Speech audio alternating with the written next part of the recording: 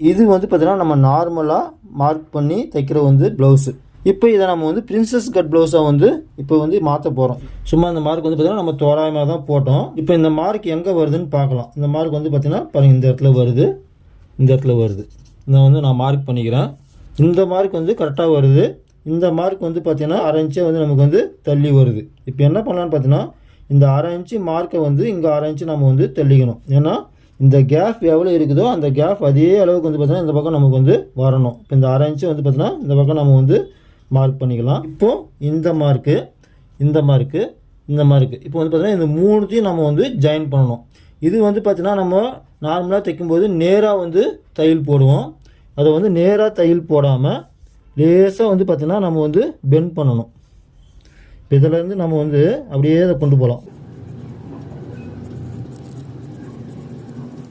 அடுத்து இந்த இடத்துல வந்து நம்ம வந்து ஒரு 1/4 இன்ச்சு பிடிச்சி தைப்போம். அப்போ பார்த்தீங்கன்னா 1/4 இன்ச்சுன்னும் போது 1/2 இன்ச்சு நமக்கு வந்து கேப் வந்து விழும்.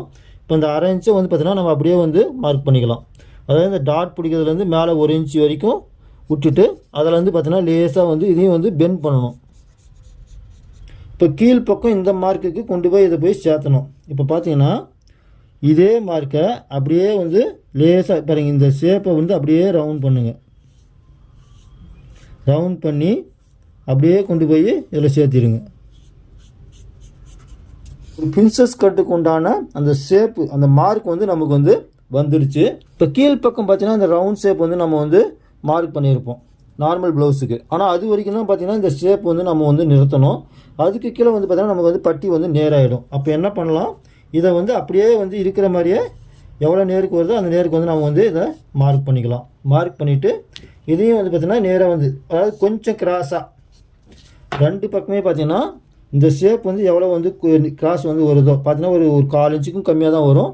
அந்தளவுக்கு பார்த்திங்கன்னா இந்த பக்கம் நம்ம வந்து லேசாக வந்து கிராஸ் வந்து பண்ணிக்கலாம். இப்போ பார்த்திங்கன்னா நமக்கு அந்த ஷேப் வந்துடுச்சு. இந்த இடத்துல இந்த வி ஷேப் வராமல் லேசாக வந்து பார்த்திங்கன்னா ரவுண்ட் பண்ணிக்கலாம்.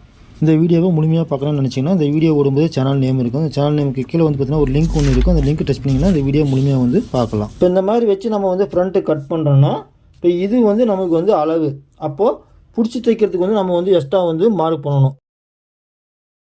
அப்போ தான் பார்த்தீங்கன்னா இந்த இடத்துல நம்ம பிடிச்சி தைக்கும்போது கரெக்டாக இதே அளவில் நமக்கு வந்து வரும். பண்ணுற மாதிரியே சேம் அதே மாதிரி இந்த பக்கமும் கரெக்டாக வச்சுக்கிட்டு இதில் இருந்து ஒரு 1/4 இன்ச்சு வந்து பார்த்திங்கன்னா எக்ஸ்ட்ரா விட்டு நீங்கள் வந்து கட் பண்ணணும். அப்போ தான் பார்த்தீங்கன்னா 2த்தையும் ஜாயின் பண்ணும்போது இந்த பேப்பரில் என்ன அளவுக்கு கட் பண்ணமோ அதே அளவுக்கு நமக்கு வந்து வரும். 2த்துலேயும் இந்த 1/4 இன்ச்சு வந்து நீங்கள் எக்ஸ்ட்ரா விட்டு கட் பண்ணல, நீங்கள் இதே அளவு வச்சு கட் பண்ணிட்டீங்கன்னா கண்டிப்பாக வந்து செஸ்ட் அளவு வந்து பத்தாமல் போகும்.